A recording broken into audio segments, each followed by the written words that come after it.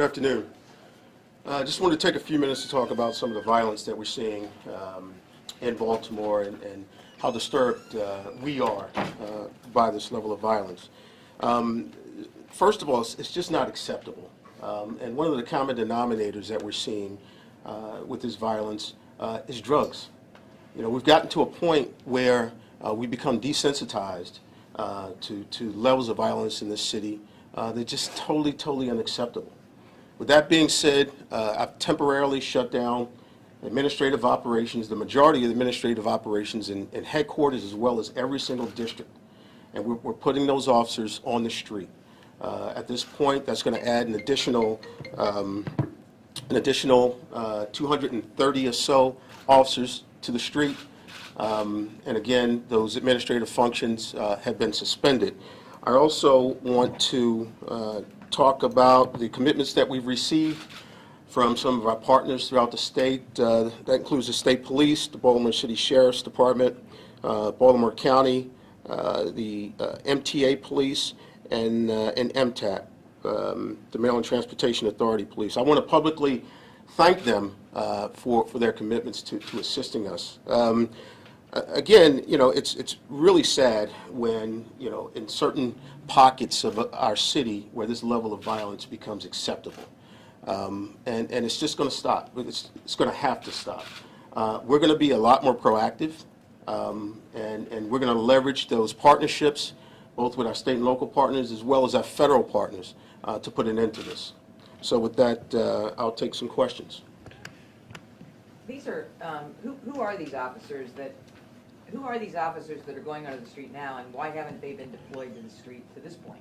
So some of them are in administrative positions, both within headquarters and in the districts.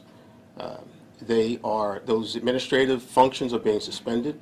It's something ultimately that we want to do anyway with our civilianization plan, and that plan is to identify those administrative functions that are currently being done by sworn officers, and then having those functions transferred over to civilians. But that's like 30 officers per district, right? Well, 30 people per district, about that? Well, no.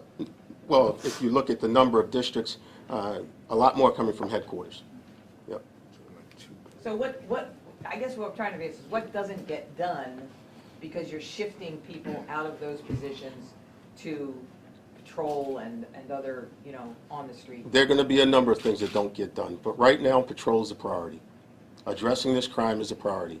So, you know, some things will not get done. It is what it is. But the priority is stopping this violence. What's your message to people living in these communities who say they feel forgotten by the city?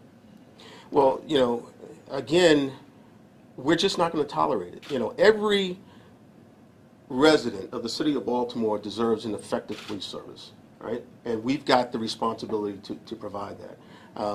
You know, this level of violence is no more tolerable to us than it is to those residents. And I want to assure them that we're going to do our damnedest to address it. We've seen quite a few of these happen in the Western District, which is where you guys put that new strategic command center, and you have a lot of the latest technology. I mean, where's the gap somewhere then, if that's still... Well, one of the things that we've seen is that, I go back to the whole drug piece, a lot of this stuff is connected. You know, the common denominator is the demand for drugs in the city. And it's been historic, but again, a number of these incidents are actually connected to one another.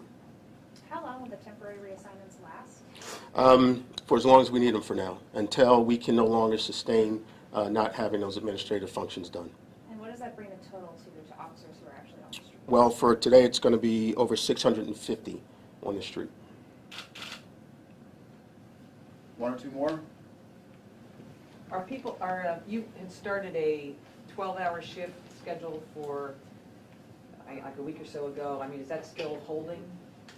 Deputy, you want to talk about that? Yes, yes, James. So the 12-hour shift is actually in play for the district action teams as well as the members of the Special Operations Division. They are still on 12-hour shifts. Because patrol's already on 10-hour. Correct. On 10 hour, right? Correct. And we also have some administrative personnel that comes in the evening that works an additional 4 hours, adding on to their 8 hours shift as well.